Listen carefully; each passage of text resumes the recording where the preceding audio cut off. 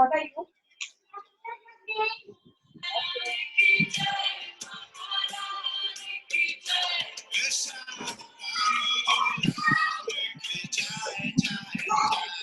क्या नाम बता रहे हो? इमोशन चल रहा है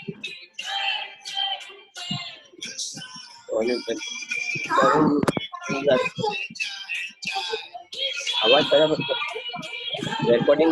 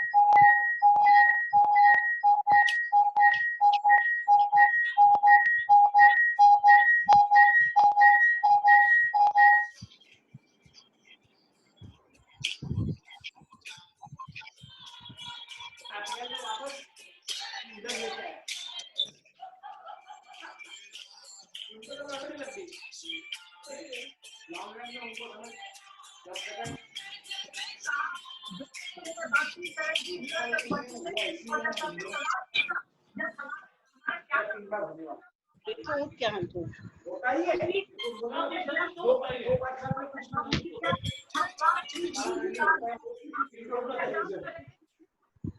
आप उनका 10 के बदले है ना return it will increase to level 11 क्योंकि मैं ये जितने टाइम से करता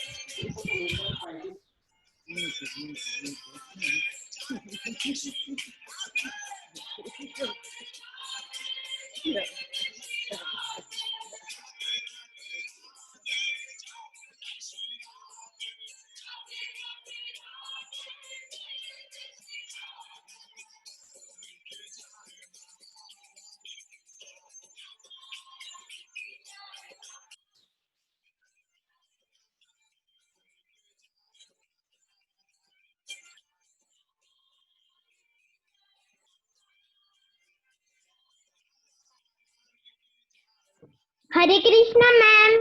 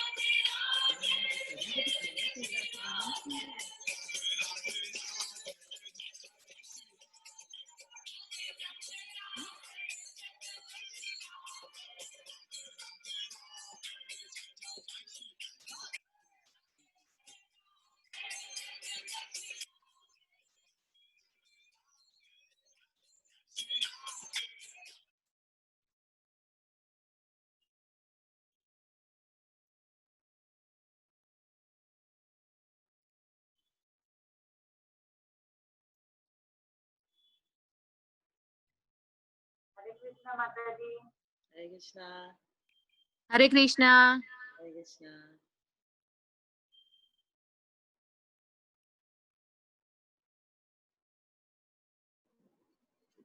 हरे कृष्णा। आज की स्पेशल क्लास में आप सबका स्वागत है। आई होप आप सबको मेरी आवाज आ रही है। आवाज आ रही है मेरी? जी आ रही है। जी आ रही है। ओके। हरे कृष्णा। हरे कृष्णा।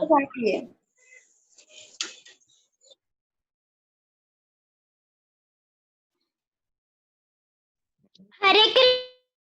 ओके, हरे कृष्णा। तो जय श्री राधे। आज राधा अष्टमी है, राधा रानी का प्राकट्य दिवस। हमने कुछ दिन पहले जन्माष्टमी मनाई, 15 दिन पहले भगवान कृष्ण का प्राकट्य दिवस, और 15 दिन बाद राधा रानी का प्राकट्य दिवस आता है जो आज हम मना रहे हैं। राधा रानी का जो तत्व है, श्रीमती राधा रानी का जो तत्व है, बहुत गोपनीय है, बहुत गुह्य तत्व है, बहुत गहरा तत्व है, जो हम सबको पता नहीं है और हम सब उसको समझने के अभी लायक भी नहीं है। मैं भी आज इस लायक नहीं हूं कि आपको राधा रानी के तत्व के बारे में कुछ बता सकूं, पर जो भी मैंने अपने गुरुजनों से सुना है, समझा है, जो भी शास्त्रों में पढ़ा है, वो आज मैं एज इट इज आपको बताने का प्रयत्न करूंगी। हालांकि मेरी ऐसी क्वालिफिकेशन नहीं है कि मैं श्रीमती राधा रानी के बारे में कुछ भी बता सकूं, बट मैं कोशिश करूंगी कि जो भी मुझे समझ में आया है वो आपको बता सकूं और हम उनको समझ सके, राधा रानी के तत्व को समझ सके। तो राधा रानी शक्ति है और कृष्ण शक्तिमान है। जैसे शक्तिमान से शक्ति अलग नहीं हो सकती, चीनी से उसका जो स्वभाव है, मिठास, हम अलग नहीं कर सकते। आग से, अग्नि से हम गर्मी को अलग नहीं कर सकते। उसी तरह से शक्तिमान से हम शक्ति को अलग नहीं कर सकते। राधा रानी शक्ति तत्व है और कृष्ण शक्तिमान है। शास्त्रों में ऐसा कहा जाता है, राधा पूर्ण शक्ति, कृष्ण पूर्ण शक्तिमान, दुई वस्तु भेद नहीं, शास्त्रेर प्रमाण। तो शास्त्र में ये प्रमाण है कि दोनों में कोई भेद नहीं है। राधा पूर्ण शक्ति है और कृष्ण शक्तिमान है, तो दोनों में कोई भी भेद नहीं है। राधा रानी कृष्ण की आह्लादिनी शक्ति है, उनकी आह्लादिनी शक्ति है, उनकी अंतरंगा शक्ति है, उनकी आनंद देने वाली शक्ति है, internal potency, pleasure giving potency है। तो इस भौतिक दुनिया में और आध्यात्मिक दुनिया में, पर हम भौतिक दुनिया की बात करेंगे क्योंकि हम भौतिक दुनिया में हैं। इस भौतिक दुनिया में जो भी चीज हमें आनंद देती है, उसका जो स्रोत है, उसका जो कॉज है, वो राधा रानी है। क्योंकि वो तो स्वयं कृष्ण को, जो कॉज ऑफ ऑल कॉजेज हैं, जो स्वयं भगवान है, उनको प्लेजर दे रही हैं, उनको आनंद दे रही हैं। तो आप समझिए, जो भी चीज इस दुनिया में हमें आनंद देती है वो राधा रानी से आ रही है, श्रीमती राधा रानी से वो आ रही है। श्रीमती राधा रानी बहुत करुणामयी है, बहुत मर्सीफुल है, कृष्ण से भी ज्यादा मर्सीफुल है। तो आज हमारी कथा करने का जो गोल है वो यही है कि श्रीमती राधा रानी के तत्व को समझ सके, उन्हें अपने हृदय में बिठा सके और उनसे हम प्रार्थना कर सके कि हम में वो सेवा भाव आए, जिस सेवा भाव से वो भगवान की सेवा करती हैं। वो भक्त शिरोमणि है, राधा रानी भक्त शिरोमणि है, परम प्रेयसी है भगवान की परम प्रेयसी और ब्रह्मांड नायिका है राधा रानी। तो भगवान को हम आदि पुरुष कहते हैं, भगवान कृष्ण को आदि पुरुष कहते हैं, क्योंकि वो ही एक पुरुष है इस पूरे ब्रह्मांड में और हम सभी उनसे निकलते हैं, वो ही हमारा स्रोत है। अगर हम उन्हें आदि पुरुष कहते हैं तो हम श्रीमती राधा रानी को आदि शक्ति कहते हैं। आद्या, एक उनका नाम आद्या भी है, बहुत से नाम है श्रीमती राधा रानी के भी, गंधर्विका, आद्या, किशोरी, बहुत से नाम है, वृंदावनेश्वरी, वृषभानु दुलारी, बहुत से नाम है। बट हम ज्यादातर श्रीमती राधा रानी को राधा रानी के नाम से ही जानते हैं, क्योंकि उनका जो पोजीशन है वो इतना हाई है, इतना एग्जॉल्टेड है कि हम उन्हें कोई भी पेट नेम से या प्यार वाले नाम से बुलाने की जुर्रत नहीं कर सकते। जबकि भगवान कृष्ण को हम कितने सारे नामों से पुकारते हैं, जो नाम हमें पसंद आता है हम उनको पुकारते हैं, ठाकुर जी, कान्हा, गोविंदा। और अब जब हम भगवत गीता पढ़ रहे हैं तो उसमें इतने सारे नाम उनके हमें समझ में आ रहे हैं, पर श्रीमती राधा रानी को हम ज्यादातर एक ही नाम से बुलाते हैं, श्रीमती राधा रानी, क्योंकि उनकी पोजीशन इतनी हाई है कि हम उनको उनके पेट नेम से या किसी प्यार वाले नाम से बुलाने की हिम्मत नहीं करना चाहते। तो बहुत ऊंचा स्थान है श्रीमती राधा रानी का, आदि गुरु है वो, हम सबके गुरु। हम भगवत गीता की क्लासेस ले रहे हैं, हम जब भी पढ़ रहे हैं, सुन रहे हैं, हमने जन्माष्टमी की कथा में समझा कि भगवान सबसे शिरोमणि है, भगवान Krishna cause of all causes है, वो ही हर चीज का स्रोत है, वो परम बीज प्रदा पिता है, उन्हीं के हम सब बच्चे हैं। पर उनका भी गुरु है, आप समझ सकते हैं ये बात, उनके भी गुरु हैं, हमारे परम गुरु भगवान श्री कृष्ण है, और उनकी गुरु कौन है? श्रीमती राधा रानी। तो आप समझिए उनकी पोजीशन क्या है। अब श्रीमती राधा रानी का जो नाम है राधा, इतना प्यारा नाम है राधा, ये नाम राधा कैसे पड़ा और क्यों पड़ा? श्रीमती राधा रानी का नाम राधा क्यों पड़ा? तो इसके कुछ कारण हैं। सबसे पहले श्रीमती राधा रानी अनुराधा नक्षत्र में पैदा हुई थी, अनुराधा नक्षत्र में पैदा हुई थी, इसलिए उनका नाम राधा पड़ा। दूसरा, उनके नाम राधा में आराधना का स्रोत है, और उनसे अच्छी आराधना भगवान कृष्ण की कोई नहीं कर सकता, कोई उनसे अच्छी आराधना नहीं कर सकता। उनकी आराधना से हमें सीख मिलती है कि हम भगवान की आराधना कैसे करें, इसीलिए उनका नाम राधा है। तीसरा जो उनका नाम है राधा, वो कैसे पड़ा? भगवान कृष्ण तो आत्माराम है, उन्हें किसी चीज की जरूरत नहीं, वो तो भगवान है, उन्होंने हम सबको बनाया है, और सभी रसों के वो स्रोत है, रसिका शेखर है। तो एक बारी जब भगवान कृष्ण अपने धाम गोलोक वृंदावन धाम में, एक गोलोक वृंदावन धाम है जो उनका इटर्नल नित्य धाम है, और एक भौम वृंदावन है, भौम वृंदावन जो इस धरती पे वृंदावन है। ये जो भौम वृंदावन है, it is non different from Golok Vrindavan, ये वही वृंदावन है जो यहाँ नीचे आया है। तो एक बारी श्री कृष्ण गोलोक वृंदावन धाम में बैठे थे और आसपास उनके पूरा रास मंडल था, और वो बैठे थे और उन्हें कुछ आनंद लेने की इच्छा हुई, उनको इच्छा हुई कि मैं कुछ आनंद लूं। अब वैसे तो वो आत्माराम है, उन्हें किसी और की इच्छा नहीं हो सकती, किसी और चीज की इच्छा नहीं हो सकती, क्योंकि सब कुछ उनमें ही है, पर उन्हें आनंद लेने की इच्छा हुई। तो उन्होंने अपने लेफ्ट साइड से राधा रानी को प्रकट किया, अपने ही एक्सपेंशन श्रीमती राधा रानी को प्रकट किया। तो क्योंकि वो रास मंडल से निकली थी, रा उनके नाम में रास मंडल से आया, और धा निकलते ही, जैसे ही वो भगवान के शरीर से निकली, वो दौड़ने लगी। संस्कृत में दौड़ना मतलब धावती, धावती कहते हैं। वो दौड़ने लगी, और किस लिए दौड़ने लगी? भगवान की सेवा करने के लिए दौड़ने लगी, इधर उधर दौड़ने लगी, पुष्प इकट्ठे करने लगी जो भगवान के चरणों में अर्पण कर सके, इसीलिए उनका नाम है राधा। रास मंडल से निकली और दौड़ने लगी। क्यों दौड़ने लगी? सिर्फ भगवान की सेवा करने के लिए। तो ये है हमारी श्रीमती राधा रानी। अगर कृष्ण हमारे पिता हैं तो राधा रानी हमारी माता है। राधा रानी कृष्ण की फीमेल काउंटर पार्ट है। आप समझिए, एब्सोल्यूट ट्रुथ जो है, absolute truth, cause of all causes, the supreme personality of godhead, भगवान स्वयं, उनका जो पूरा नाम है वो राधा कृष्ण है। सिर्फ कृष्ण नहीं है, राधा कृष्ण है, क्योंकि श्रीमती राधा रानी उनकी फीमेल काउंटर पार्ट है। उनकी हायर सेल्फ है, सेल्फ वो खुद, और उनकी भी हायर सेल्फ, उनकी हायर सेल्फ है श्रीमती राधा रानी, क्योंकि भगवान कृष्ण तो उन्हें ही गुरु मानते हैं। उनकी चरणों की रज भगवान कृष्ण खुद अपने सर पे रखना चाहते हैं, वो है श्रीमती राधा रानी। इतनी एक्सॉल्टेड पोजीशन है उनकी। श्रीमती राधा रानी की कुछ बाल्य लीलाएं आपको बताऊंगी, और कैसे उनका जन्म हुआ वो आपको बताना चाहूंगी। तो श्रीमती राधा रानी गोलोक वृंदावन में भगवान के साथ नित्य है, क्योंकि उन्हीं की एक्सपेंशन है, उन्हीं का पार्ट है, उन्हीं की फीमेल काउंटर पार्ट है, तो हमेशा उनके साथ ही रहती है। जब भगवान ने ये डिसीजन लिया, ये सोचा कि मैं जा रहा हूँ नीचे भौम वृंदावन में और मुझे बुला रहे हैं सब, ये हमने कथा जन्माष्टमी की कथा में भी थोड़ी सी सुनी थी।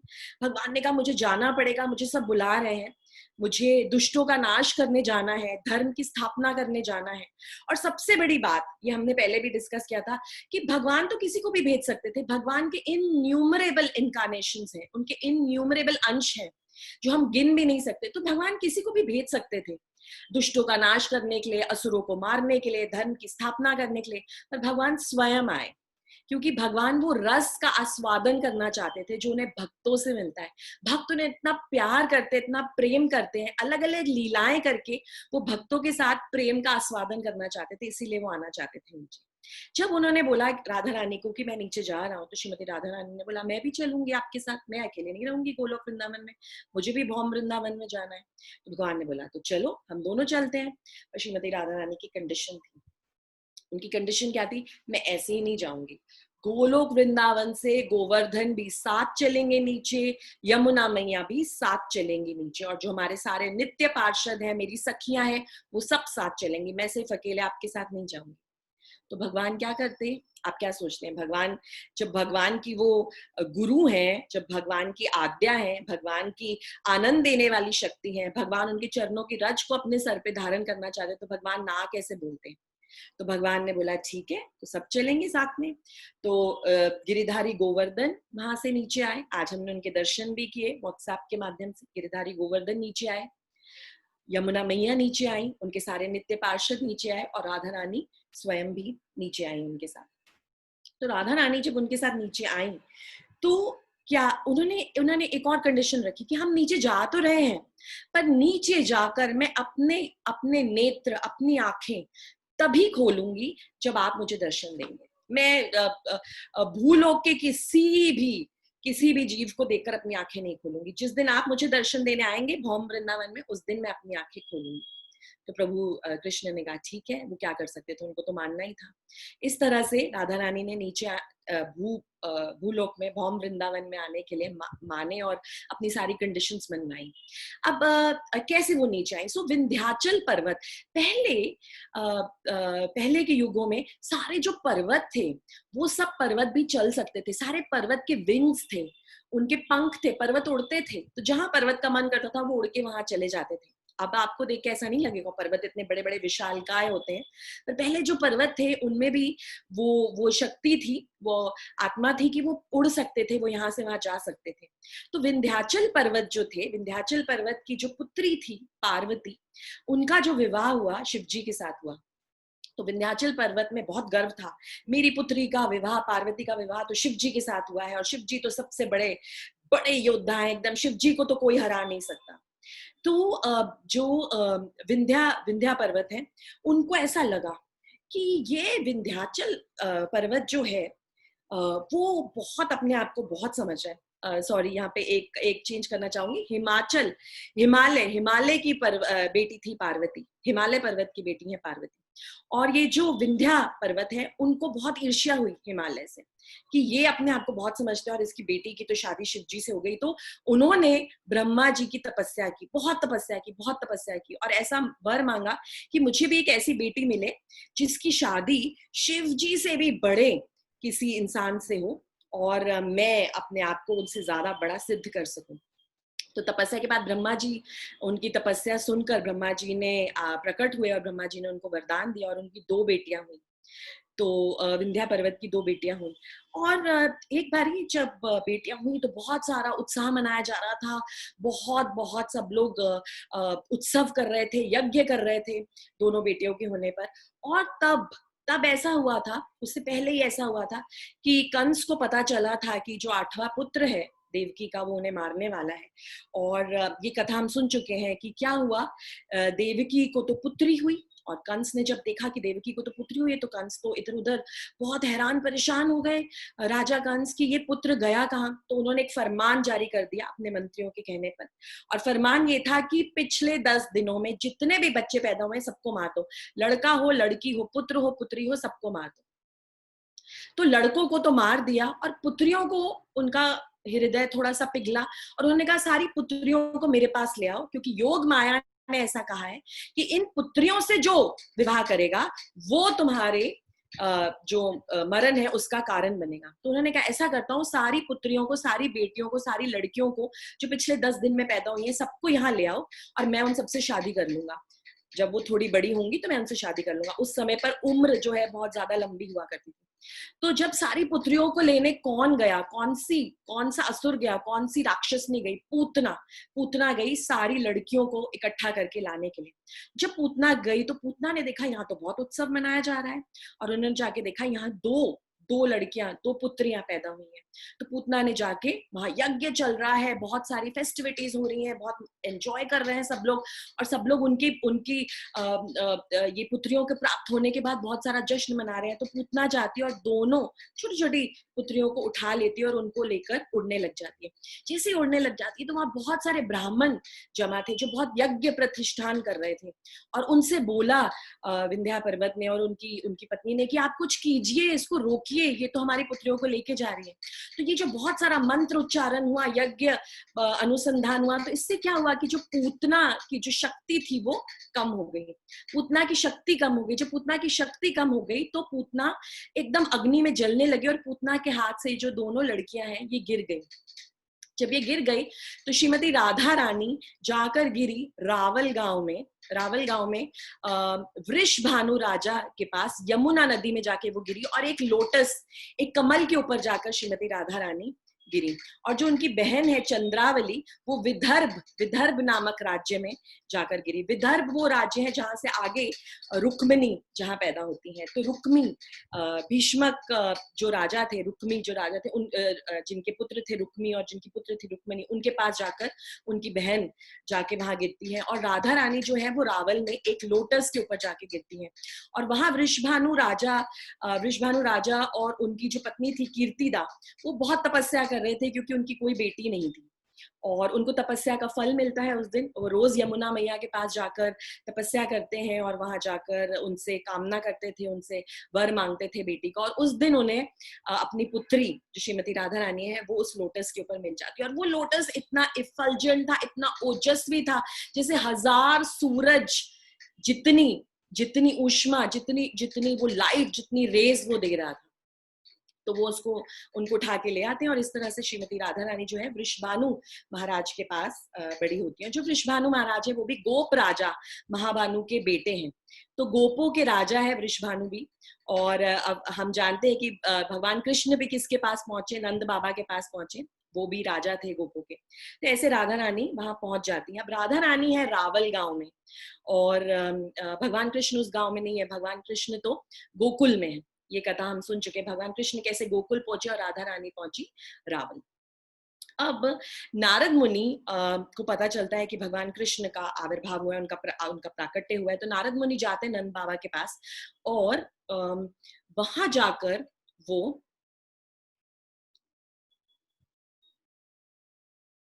जाकर वो देखते हैं कि भगवान कृष्ण को जाकर वो उनका जो है जाकर उनका एक दर्शन लेते हैं, उनका दर्शन लेते हैं और कहते हैं कि आपके घर में जो ये पुत्र पैदा हुआ है, ये जो पुत्र है, ये जो पुत्र है ये भगवान कृष्ण स्वयं है। और मैं उनके बारे में आपको कुछ बताने आया हूँ कि ये बहुत ही बड़े होने वाले हैं, और ये क्या क्या लीलाएं रचने वाले हैं, आप उसके बारे में सोच भी नहीं सकते। तो यहाँ हम देख सकते हैं कैसे छोटे छोटे कृष्ण और बलराम हैं, और नारद मुनि कैसे बता रहे हैं कि क्या होने वाला है अभी कृष्ण भगवान के साथ। और जब वो कृष्ण के दर्शन लेके बाहर निकलते हैं तो उन्हें लगता है कि नंद भवन में मैंने कृष्ण के दर्शन तो ले लिए, पर गोलोकेश्वरी राधा रानी भी कहीं आसपास ही होनी चाहिए, क्योंकि भगवान कृष्ण स्वयं अकेले तो आएंगे नहीं। तो ये गोलोकेश्वरी राधा रानी कहाँ है, उनके भी दर्शन मुझे करने हैं। तो वो जाते हैं, घर घर जाते हैं, और घर घर जाके पूछते हैं कि आपके यहाँ बेटी हुई है। तो ऐसे ही घर घर जाते जाते वो वृषभानु महाराज के पास पहुंचते हैं। वृषभानु महाराज के पास पहुंचते हैं तो वृषभानु महाराज उनको कहते हैं, मेरा तो एक बेटा है, उसका नाम है श्रीदामा। तो नारद मुनि बहुत हैरान होते हैं, क्योंकि वो सोचते हैं कि उन्हें तो उनके जो खुफिया सूत्रों से जो उनको खबर मिली है, यहाँ पे तो लड़की का प्राकट्य भी होना चाहिए, श्रीमती राधा रानी स्वयं यहाँ होनी चाहिए। तो वो पूछते हैं वृषभानु महाराज से कि आपका सिर्फ एक बेटा ही है श्रीदामा, आपकी बेटी नहीं है? तो वृषभानु महाराज कहते हैं कि नहीं, मेरी बेटी नहीं है। तो नारद मुनि कहते हैं ठीक है। तो वो श्रीदामा को आशीर्वाद देते हैं और वहां से निकलने लगते हैं। जैसे ही वो वहां से निकलने लगते हैं तो वृषभानु महाराज को, जो उनकी पत्नी है कीर्तिदा, वो आकर कहती हैं कि इतने बड़े ऋषि मुनि, नारद मुनि बार बार पूछ के जा रहे हैं, हमने उनसे झूठ कहा, ये कुछ अच्छा नहीं किया हमने। तो आप उनको जाके बताइए कि हमारे घर पे एक पुत्री का जन्म भी हुआ है। तो वो जाते हैं, नारद मुनि को वापस लेकर आते हैं और बताते हैं कि हमें क्षमा करे नारद मुनि, हमने आपको बेटी के बारे में बताया नहीं, क्योंकि बहुत दुख की बात है, जो बेटी है हमारी वो गूंगी है, वो बोलती नहीं है, वो आंखें नहीं खोलती, वो कुछ देख नहीं सकती, वो कुछ सुन नहीं सकती। तो नारद मुनि बहुत हैरान होते हैं, बोलते ठीक है चलिए मैं देखता हूँ। तो जाते हैं और देखते हैं वहां पर पालने में श्रीमती राधा रानी का वो दर्शन लेते हैं। श्रीमती राधा रानी का दर्शन लेते ही वो चकित हो जाते हैं और बहुत ज्यादा आनंदित हो जाते हैं, क्योंकि वो तो जानते हैं कि ये तो खुद गोलोकेश्वरी वृंदावनेश्वरी राधा रानी स्वयं है। बहुत आनंदित हो जाते हैं और कहते हैं कि मुझे कुछ समय इनके साथ चाहिए। तो अकेले जब नारद मुनि उनके साथ होते हैं तो उनको प्रणाम करते हैं, उनकी परिक्रमा लगाते हैं और श्रीमती राधा रानी को बोलते हैं कि आप मुझे प्लीज अपना किशोरी रूप में दर्शन दीजिए, क्योंकि भगवान कृष्ण और श्रीमती राधा रानी जो अपनी नित्य लीला में गोलोक वृंदावन में हमेशा किशोर और किशोरी के रूप में ही है। वहां उनकी बाल्य लीलाएं नहीं होती गोलोक वृंदावन में। तो जब भी भगवान कृष्ण और श्रीमती राधा रानी जब भौम वृंदावन में आते हैं लीलाएं करने, और जब उनका जन्म होता है, जब उनका प्राकट्य होता है, तो सारे देवी देवता भूमि पर इन लीलाओं को देखने के लिए, वो लीलाओं को देखते हैं, क्योंकि वो उनकी बाल्य लीलाएं वहां नहीं देख सकते गोलोक वृंदावन। तो सारे देवी देवता आ जाते हैं और नारद मुनि को श्रीमती राधा रानी अपना किशोरी रूप दिखाती हैं। उनका जो किशोरी रूप है 14 साल का, 14 साल की है राधा रानी, एटर्नली नित्य उनकी उम्र यही है, 14 साल और कुछ महीने और कुछ दिन की है राधा रानी। तो राधा रानी नारद मुनि को अपना किशोरी रूप दिखाते हैं और नारद मुनि तो बिल्कुल बेहोश हो जाते हैं उनका किशोरी रूप देखकर। वृषभानु महाराज आते हैं, नारद मुनि क्या हुआ, और तब राधा रानी फिर से छोटी हो जाती है।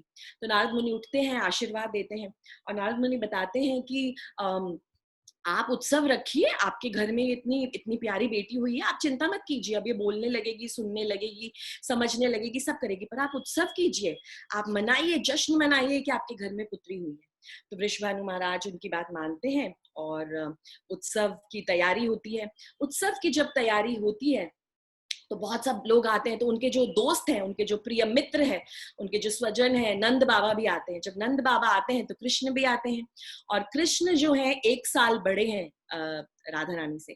तो कृष्ण अपने छोटे छोटे पैरों पे क्रॉल करते हुए घुटनों के बल चलते चलते जाते हैं राधा रानी के पास। और राधा रानी अपने पालने में है, आंखें बंद हैं और कुछ सुन नहीं रही हैं, कुछ बोल नहीं रही हैं, आंखें खोल नहीं रही हैं। और हमारे छोटे से जो कान्हा है वो जाते हैं अपने घुटनों पे बल पर रेंगते हुए प्यारे से, और राधा रानी के पालने पे जाकर उनको हाथ लगाते, उनको स्पर्श करते हैं। और राधा रानी जैसे ही कृष्ण उनके घर में घुसते हैं, वृषभानु भवन में घुसते, वैसे ही राधा रानी को सुगंध आ जाती है कृष्ण की, और उनकी सारे जितने भी सेंसेस होते हैं उनसे उनको पता चल जाता है कि कृष्ण यहाँ आ चुके हैं। और जब भगवान कृष्ण आकर उनका स्पर्श करते हैं तो राधा रानी अपने जो नेत्र हैं वो खोल लेती हैं और हंसने लगती हैं और स्माइल करने लगती हैं। और सब लोग वहां आ जाते हैं और सब इतने हैरान हो जाते हैं कि हमारी ये छोटी सी प्यारी सी बेटी अब बोलने लगी है, अब सुनने लगी है, अब ये बोलेगी। तो राधा रानी ने जो वचन, जो प्रॉमिस लिया होता है, जो संकल्प लिया होता है कि मैं अपने नेत्र तभी खोलूंगी भगवान कृष्ण जब आप आकर स्वयं मुझे स्पर्श करेंगे और मुझे देखेंगे। तो भगवान वो करते हैं और राधा रानी अपने खोलती हैं। जब राधा रानी छोटी बच्ची 1 साल की, 2 साल की, तब भी वो कृष्ण की गुड़िया को लेकर खेलती थी। इतनी आसक्ति थी उनको कृष्ण से, कृष्ण की गुड़िया को लेकर हमेशा उनके साथ खेलती रहती थी। एक बारी जब राधा रानी 5 साल की थी तो दुर्वासा मुनि आए। अब शास्त्रों में जब हम पढ़ते हैं, आगे भी हम चर्चा करेंगे, दुर्वासा मुनि थोड़े अलग टाइप के मुनि थे। शांत तो थे पर थोड़े गुस्से वाले। बहुत जल्दी उनको गुस्सा आ जाता था और बहुत जल्दी वो एकदम से श्राप दे देते थे। बहुत श्राप देने में बहुत फेमस है दुर्वासा मुनि। दुर्वासा मुनि आए तो सब लोग बहुत डर गए। दुर्वासा मुनि आए, ना जाने वो क्या मांगेंगे, वो कभी भी कुछ भी मांगते हैं और अगर वो चीज नहीं दी जाएगी तो दुर्वासा मुनि नाराज हो जाएंगे।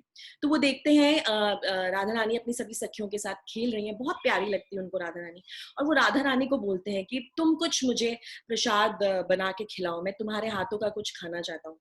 तो राधा रानी जाती हैं बहुत खुश हो जाती हैं और बहुत ही अपनी अपनी पाक शक्ति का इस्तेमाल करते हुए राधा रानी सुगंधित चावल बनाती हैं दुर्वासा मुनि के लिए, और बहुत प्रेम से बनाती हैं, घी डालकर और कर्पूर डालकर, और बहुत सुगंधित, बहुत ही स्वादिष्ट चावल बनाती है, मीठे चावल बनाती है दुर्वासा मुनि के लिए। दुर्वासा मुनि बहुत खुश हो जाते हैं और दुर्वासा मुनि उनको ये वरदान देते हैं कि तुम्हारी जो पाक शक्ति है उसका मुकाबला कोई नहीं कर पाएगा, कोई तुम्हारी पाक शक्ति का मुकाबला नहीं कर पाएगा, और जो भी तुम्हारे हाथों का बना हुआ खाना खाएगा, जो भी तुम्हारे हाथों का बना हुआ खाना खाएगा, वो कभी भी बूढ़ा नहीं होगा, वो हमेशा हमेशा एकदम शक्तिशाली रहेगा और कभी उसको कोई भी बीमारी नहीं लगेगी। तो आप देख सकते हैं कि राधा रानी किस तरह से अपनी पाक शक्ति का इस्तेमाल करते हुए बहुत कुछ बनाती हैं और बहुत कुछ इतनी आइटम्स बनाती है, इतनी रेसिपीज बनाती हैं कि आज तक राधा रानी कृष्ण के लिए व्यंजन बना के उनको खिला रही हैं, पर आज तक उन्होंने एक भी आइटम रिपीट नहीं की है। तो हमारे जो घर में भी जो रसोई है उसे हम राधा रसोई कहते हैं, और जब भी हम रसोई में जाते हैं प्रसाद बनाने के लिए तो हमेशा राधा रानी को याद करते हैं, ताकि राधा रानी की जो पाक शक्ति है उसका वरदान, उसके कुछ अंश हमें भी मिले और हम अच्छे से भगवान के लिए भोग तैयार कर सकें। तो राधा रानी की ये एक खासियत थी। और यशोदा मैया जब ये सुनती हैं कि इतनी अच्छी पाक शक्ति है, पाक कला है राधा रानी की, तो वो आके कीर्तिदा माता से बोलती हैं, जो राधा रानी की माता है, कि मैं चाहती हूँ कि राधा रानी ही रोज भगवान कृष्ण के लिए खाना बनाए। और ऐसा होता है, राधा रानी स्वयं रोज जाकर भगवान कृष्ण के लिए अलग अलग व्यंजन बनाती हैं और भगवान कृष्ण सिर्फ उन्हीं का बना हुआ खाना पसंद करते हैं, उन्हीं के बने हुए जो पकवान है वो खाते हैं। एक बारी एक लीला आपके साथ शेयर करना चाहूंगी, बहुत ही प्यारी लीला है। यहाँ हम देख सकते हैं कि राधा रानी और कृष्ण एक बारी बातचीत कर रहे थे और कृष्ण ने राधा रानी की बहुत महिमा का गुणगान किया। बोला, राधा रानी तुमसे सुंदर तो कोई है ही नहीं, तुमसे श्रेष्ठ कोई नहीं है, तुम इतना अच्छा खाना बनाती हो, तुम इतनी सुंदर हो, तुम इतने सुंदर कपड़े पहनती हो, तुम इतनी कोमल हो, इतनी करुणामयी हो। बहुत उनकी महिमा का गुणगान करते हैं भगवान कृष्ण। तो राधा रानी कहती है, सच बोल रहे हो क्या? तुम बिल्कुल झूठ बोल रहे हो, तुम बहुत बड़े लंपट हो, तुम बहुत बड़े धोखेबाज हो कृष्ण। तो भगवान कृष्ण बोलते हैं कि नहीं, मैं बिल्कुल सच बोल रहा हूँ, तुम बहुत श्रेष्ठ हो। तो राधा रानी पूछती है, अच्छा सच्ची? क्या मैं यशोदा मैया से भी श्रेष्ठ हूँ? क्या तुम कह सकते हो कि मैं यशोदा मैया से भी श्रेष्ठ हूँ, तुम्हारी माँ से भी श्रेष्ठ हूँ? तो कृष्ण बोलते हैं, हाँ, तुम तो यशोदा मैया से भी श्रेष्ठ हो, मैं तो बोल ही रहा हूँ तुम सबसे श्रेष्ठ हो, एब्सोल्युटली इनकम्पेरेबल, किसी को कंपेयर ही नहीं किया जा रहा तुम्हारे साथ राधा रानी। तो श्रीमती राधा रानी बोलती है, अच्छा बहुत चालाक बन रहे हैं, अच्छा तुम्हें तुम्हारी मैया कितना प्रेम करती हैं, पूरे दिन तुम्हारे बारे में सोचती रहती हैं, और तुम ऐसा मुझे बोल रहे हो मुझे खुश करने के लिए कि राधा रानी तुम तो मेरी मैया से भी श्रेष्ठ हो। तो कृष्ण बोलते हैं, नहीं ये बात सच है, और एक दिन तुम देखना क्या होगा कि मेरी जो माँ है यशोदा मैया, वो तुम्हारे चरण पकड़कर रोएंगी, देखना एक दिन ऐसा आएगा। राधा रानी कहती नहीं बिल्कुल ऐसा दिन नहीं आएगा, तुम्हारी माँ बिल्कुल मुझसे ज्यादा श्रेष्ठ है। कहते नहीं एक दिन ऐसा आएगा, तुम देखना एक दिन ऐसा आएगा। ठीक है, तो राधा रानी सुन लेती हैं, और गोपियां और राधा रानी और कृष्ण के बीच में जो रोज अटखेलियां होती थी, जो खेल होते थे, तो जो गोपियां थी वो कृष्ण को बहुत नचाती थी, बोलती थी नाच के दिखाओ कृष्ण, तुम्हें कुछ भी चाहिए नाच के दिखाओ, तुम हमसे बात करना चाहते हो नाच के दिखाओ, तुम हमारे साथ खेलना चाहते हो नाच के दिखाओ। और कृष्ण, हमारे भोले कृष्ण, वो नाचने लग जाते थे, बहुत सुंदर नाचते थे। तो बहुत सुंदर नाचते थे वो। तो एक बारी जब वो नाच रहे थे तो यशोदा मैया ने आके देखा। यशोदा मैया ने कहा, ये क्या हो रहा है, मेरे बेटे को तुम लोग ऐसे नचा रहे हो, क्या लगा रखा है? मेरा बेटा है, वो नंद भवन का राजा है, वो गोपों का राजा, और तुम लोग ऐसे उसको छोटी छोटी बातों पे नचाते रहते हो, वो भी इतना भोला है कि वो नाचता रहता है, ये क्या सब लगा रखा है? राधा रानी तुम बहुत चालाक हो, छोड़ो मेरे बेटे को, और गोपियां सब तुम दूर जाओ यहाँ से, मेरे बेटे को ऐसे नचाओ मत। तो राधा रानी बोलती हैं कि ये तो हमारे कृष्ण है, आपके कृष्ण तो घर पर है। वो कहती है, ये क्या बोल रही हो, कृष्ण तो एक ही है, मेरा एक कृष्ण है एक अकेला। कहती नहीं ये कृष्ण तो हमारे हैं, आपके कृष्ण घर पर है, आप जाके देखिए। तो यशोदा मैया उसी समय उल्टे पैर अपने घर जाती है, जाके देखती है नंद भवन में तो कृष्ण बैठे हैं। नंद भवन में कृष्ण बैठे तो वो एकदम सत्ते में आ जाती है, ये क्या हुआ, मैं तो अभी देखा कि मेरे छोटे से लाल को ये सब नचा रही थी और अब ऐसा हो रहा है, कृष्ण यहाँ है। वापस जाती राधा रानी के पास कि ये सब क्या चक्कर है। वो बोलती ठीक है, अगर आपको कुछ भी कंफ्यूजन है, आपको समझ में नहीं आ रहा है, एक काम कीजिए, आप अपने कृष्ण को लाइए, मैं मेरे कृष्ण को लाऊंगी, और जो मेरे कृष्ण है उनको मैं चंदन का टीका लगा दूंगी, ठीक है। हम दोनों कृष्ण को लाते हैं और दोनों का डांस का कंपटीशन रखते हैं, देखते हैं कौन ज्यादा अच्छा नाचता है, तो अपने आप जो है सोल्यूशन इस चीज का मिल जाएगा। यशोदा मैया कहती है ठीक है। वो घर जाती है, कृष्ण को बोलती है चलो आज एक बहुत बड़ा कंपटीशन है और तुम्हें उसमें जीतना ही जीतना है, तुम चलो मेरे साथ। तो आते हैं और राधा रानी अपने कृष्ण को लेकर आती है। तो अब आप समझिए दो कृष्ण हैं।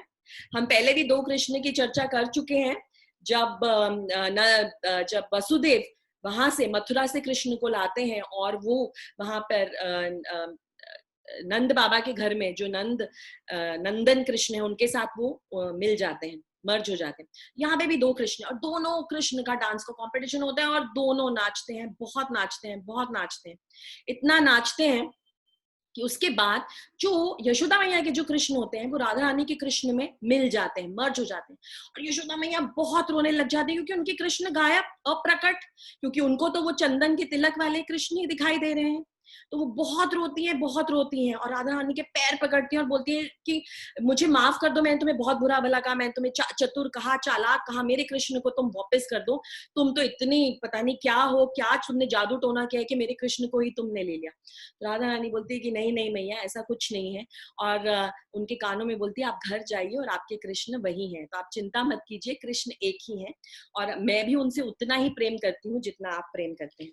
तो यशोदा मैया बहुत डरते डरते घर जाती हैं और देखती हैं कि उनका जो लाल है, उनका जो लल्ला है, वो वहीं पे सो रहा होता है। तो यशोदा मैया को बहुत बहुत आश्वासन मिलता है और भगवान कृष्ण इसी तरह से जो उन्होंने वचन दिया होता है राधा रानी को कि देखो तुम ही सबसे ज्यादा श्रेष्ठ हो और मेरी मैया भी तुम्हारे पैर पकड़ेगी, वो हो जाता है।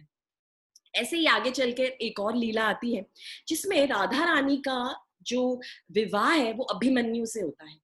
एक बहुत बड़ा सवाल है सबके मन में, सबके दिल में, कि अगर राधा और कृष्ण का नाम हम साथ में लेते हैं और मंदिर में हम देखते हैं राधा कृष्ण एक साथ हमेशा एक साथ रहते हैं, कृष्ण का कोई अस्तित्व नहीं है राधा के बिना, राधा कृष्ण हम साथ में उनका नाम लेते हैं, तो क्यों राधा रानी की शादी नहीं हुई कृष्ण से, क्यों दोनों का विवाह नहीं हुआ, क्यों राधा रानी का विवाह किसी और के साथ हुआ, और क्यों कृष्ण ने 16,108 रानियों से शादी की? तो तत्व की बात यह है कि ये तत्व तो आप समझ ही चुके हैं कि कृष्ण की दाई साइड से, उनकी लेफ्ट साइड से ही राधा रानी निकली। तो आप अपने खुद के हाथ से शादी कैसे कर सकते हैं? मैं आपको बोलूं आप अपने हाथ से ही शादी कर लीजिए, आप अपने दाएं हाथ से शादी कर लीजिए, क्या ये पॉसिबल है? तो जब राधा रानी कृष्ण के दाएं हाथ से, दाई साइड से निकली, तो वो कैसे उनसे शादी कर सकते हैं? पर तो भी क्योंकि वो भौम वृंदावन में आए और यहाँ पर अपनी लीलाएं कर रहे थे, तो भी उन्होंने लीला के पर्पस से और हम सबको आनंद देने के लिए राधा रानी से विवाह किया। तो एक बार जब कृष्ण छोटे से थे, 3 साल के थे, तब नंद बाबा कृष्ण को लेकर जाते हैं गोचरण के लिए जाते हैं और वहां बहुत ज्यादा आंधी तूफान आ जाता है। तो वो समझ नहीं पा रहे होते कि मैं इस छोटे से अब बच्चे के साथ क्या करूं, इसको आंधी से कैसे बचाऊं। तो तभी वहां पे एक देवी प्रकट होती हैं और बोलती हैं कि नंद राजा, आप मुझे दे दीजिए इस अपने पुत्र को, मैं जाकर इसको आपके नंद भवन में छोड़ाऊंगी, मैं इसकी सुरक्षा करूंगी। तो नंद बाबा जो है अपने बेटे को उस देवी को दे देते हैं। वो देवी आगे जाती है और वृंदावन में 12 वन है, 12 कानन कहते हैं वृंदावन को। अगर आप कभी वृंदावन गए हो या आगे कभी वृंदावन जाएंगे तो आपको समझ में आएगा 12 कानन, 12 वन है। उनमें से एक वन है भांडिर वन, और वहां जाती हैं वो देवी और वहां जाके कृष्ण को नीचे रखती हैं। जो आंधी तूफान है वो जब सब थम जाता है और कृष्ण बड़े हो जाते हैं, और वहां ब्रह्मा जी मंत्र उच्चारण करते हैं और कृष्ण और राधा का विवाह होता है भांडिर वन में। आज भी वो वट वृक्ष है भांडिर वन में। आप अगली बार जब भी वृंदावन जाएं और भांडिर वन जाएं तो उस वट वृक्ष के दर्शन जरूर कीजिएगा। उस वट वृक्ष के नीचे राधा और कृष्ण का विवाह हुआ, और मंत्र उच्चारण किसने किया? ब्रह्मा जी ने स्वयं मंत्रों का उच्चारण किया। और लीला के लिए और लीला के पर्पस के लिए फिर से राधा रानी छोटी हो जाती है और कृष्ण छोटे हो जाते हैं। राधा रानी जाके कृष्ण को अपने घर पे छोड़ देती है। ऐसी ही एक लीला और आती है जिसे कहते हैं ब्रह्म विमोहन लीला, जिसमें 1 साल के लिए ब्रह्मा जी ने सारे गोप सखाओं को ले लिया था, हर लिया था। सारी कृष्ण की 9 लाख गाय, उनको भी हर लिया था, उनको भी ले लिया था, और उनके सभी सखाओं को ले लिया था। और तब 1 साल के लिए कृष्ण ने क्या किया था, अपने आप को एक्सपैंड कर लिया था, और सभी घरों में जितने गोप सखा थे वो सब कृष्ण थे, जितनी गायें थी वो सब कृष्ण थे, जितने बछड़े थे वो सब कृष्ण थे। 1 साल के लिए ऐसा हुआ था। और वो 1 साल इतना ऑस्पिशियस था और इतना अच्छा वो साल था, क्योंकि कृष्ण थे हर घर में पुत्र बनकर कृष्ण थे, हर गाय में कृष्ण थे खुद स्वयं। तो आप सोच सकते हैं क्या सुख समृद्धि रही होगी उस 1 साल में। और उस साल में जो सब बड़े बूढ़े थे उस टाइम पे, उन्होंने कहा कि चलो सारी गोपियों का विवाह कर देते हैं, सारी गोपियों का विवाह कर देते हैं, क्योंकि जो समय है ये बहुत ही शुभ है। तो सारी गोपियों का विवाह कर देते हैं उनके माँ बाप। और सारी गोपियों का विवाह किससे होता है? गोप सखाओं से। और गोप सखा कौन है? कृष्ण स्वयं। तो सारी गोपियों का विवाह कृष्ण से हुआ, और राधा रानी भी उसमें एक थी। और राधा रानी का जो विवाह था उस समय जिस गोप सखा से हुआ, उस गोप सखा का नाम था अभिमन्यु। अभिमन्यु से राधा रानी का विवाह हुआ।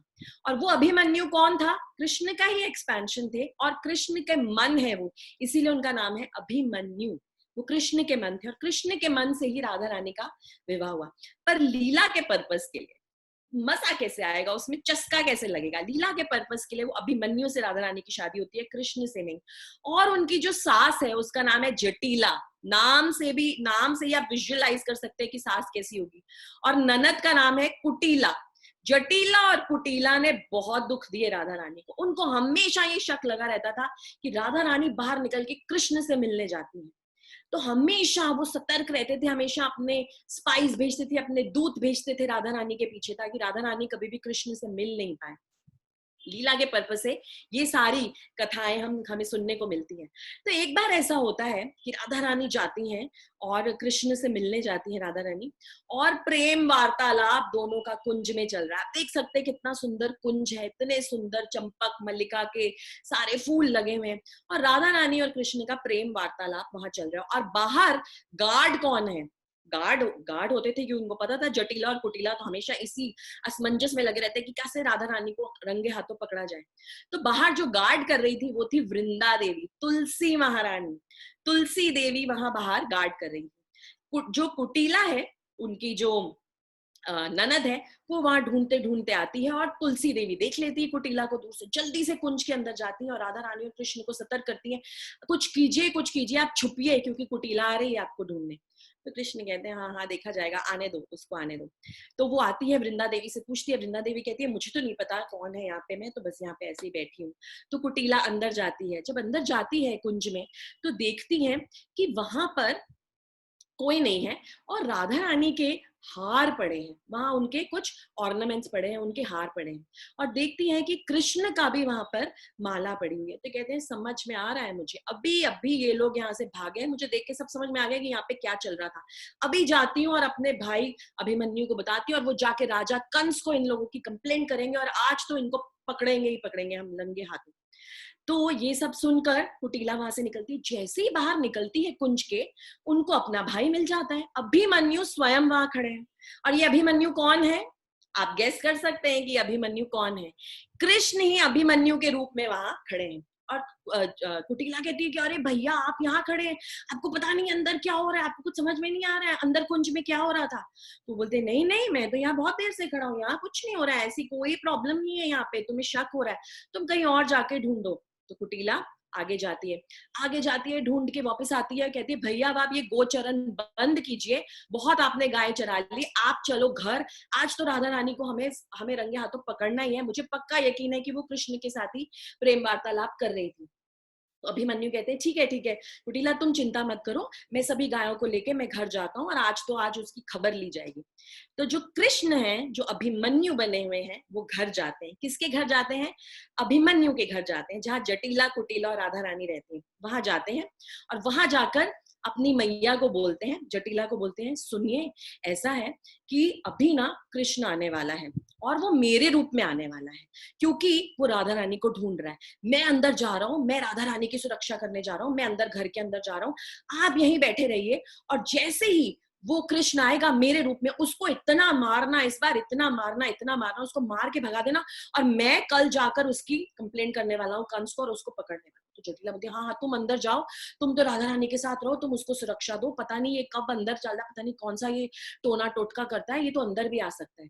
तो कृष्ण जो है अभिमन्यु के रूप में वो चले जाते हैं अंदर राधा रानी के पास, और अभिमन्यु जो है वो जब आते हैं तो जटिला उनको इतना मारती है, पत्थर उठा उठा के कहती है तू निकल जा यहाँ से, तू लंपट है, तू बहुत धोखेबाज है, तू बहुत परेशान करता है मेरी बहू को, तू निकल यहाँ से।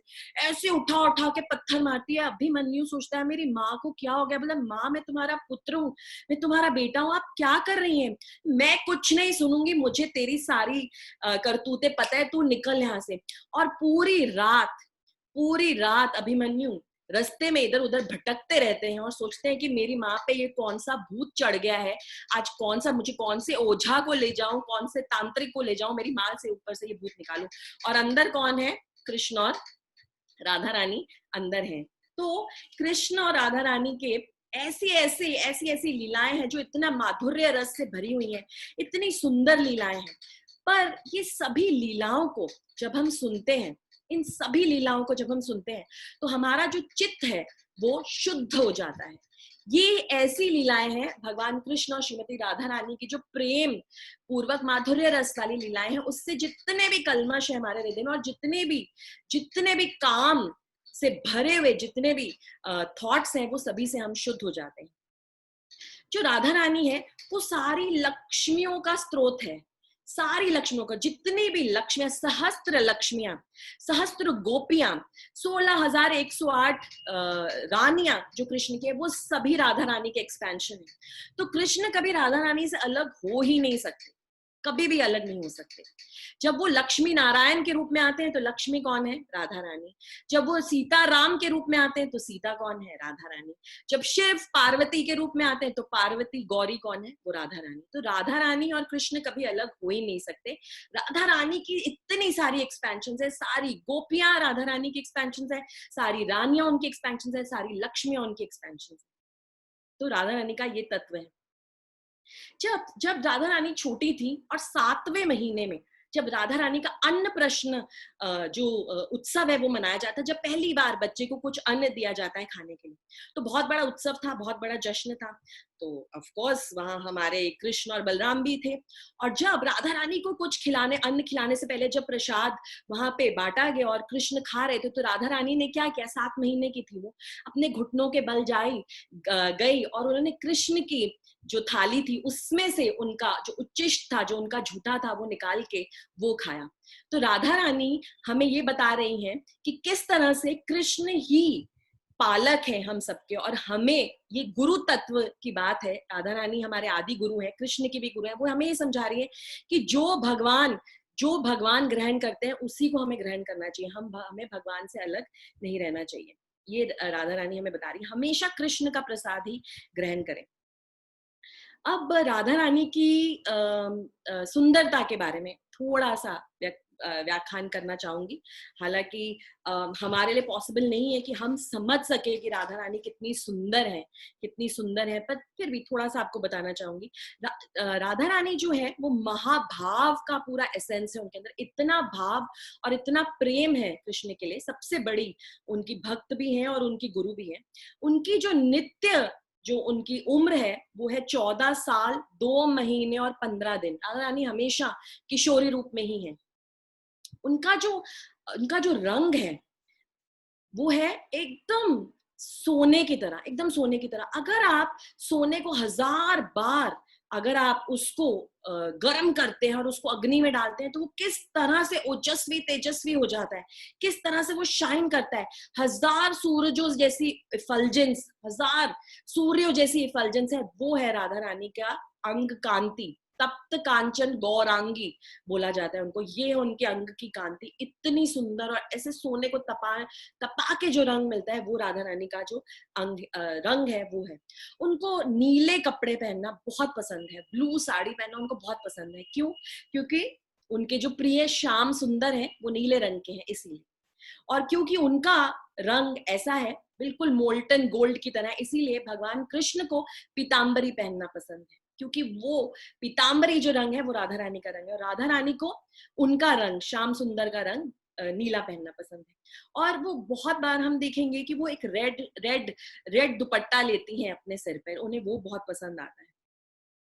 उनका जो कॉम्प्लेक्शन है, उनकी जो अंग की जो कांति है, वो तो फूलों, चंपक फूल, आप मल्लिका फूल बोले, आप सूरज की रोशनी बोले, सब शर्मा जाएं उनकी इस कांति के सामने।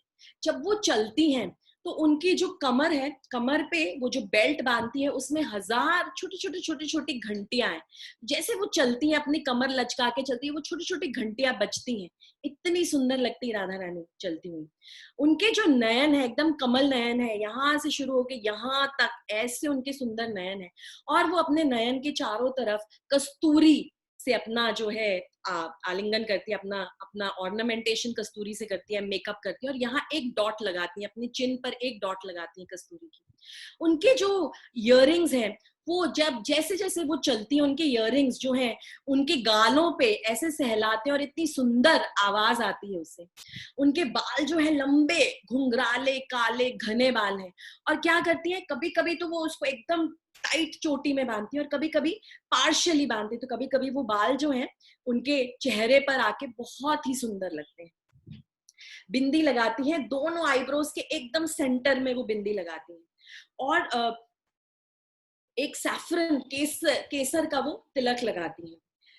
आईब्रोज जो है उनके जो आईब्रोज हैं वो तो कामदेव को भी हरा दे, इसीलिए राधा रानी का एक नाम है मदन मोहन मोहिनी। मदन कौन है? कामदेव क्यूपिड, जिनके लिए हम वैलेंटाइंस डे मनाते हैं और क्यूपिड के एरोज और हार्ट बनाते हैं कि भाई अगर हमें प्यार हो गया, किसी से प्रेम हो गया, तो क्यूपिड ने हम पर अटैक कर लिया है, तो कामदेव। और कामदेव के ऊपर भी वश करने वाले कौन है? मदन के ऊपर भी वश करने वाले कौन है? हमारे मोहन, मदन मोहन। और राधा रानी कौन है जो इस मदन मोहन को भी अपने वश में कर ले? तो मदन मोहन मोहिनी है राधा रानी। देखिए उनकी चोटी, उनके बाल, उनकी कमर, और किस तरह से वो मोर पंख लेकर चल रही हैं। ये है हमारी राधा रानी, इतनी सुंदर है हमारी राधा रानी।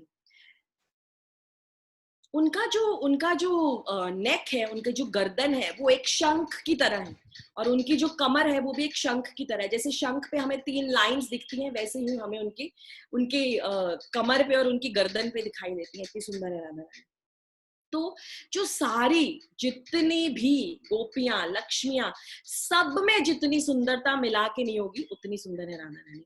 एक बारी रुक्मिणी जो भगवान कृष्ण की जो सबसे मेन रानी है, वो बहुत सुनती थी राधा रानी के बारे में, बहुत सुनती थी। तो एक बारी रुक्मिणी को ऐसा लगा मैं जाकर देखूं ये राधा रानी में ऐसा क्या है, ये जो द्वारकाधीश कृष्ण है ये रोज रात को राधे राधे कहकर क्यों रोते हैं, इनका जो ये जिस तकिए पे सोते हैं वो क्यों गीला होता है रोज सुबह। तो मैं देखना चाहती हूँ ये राधा रानी क्या चीज है। तो जाती है वृंदावन राधा रानी के दर्शन करने।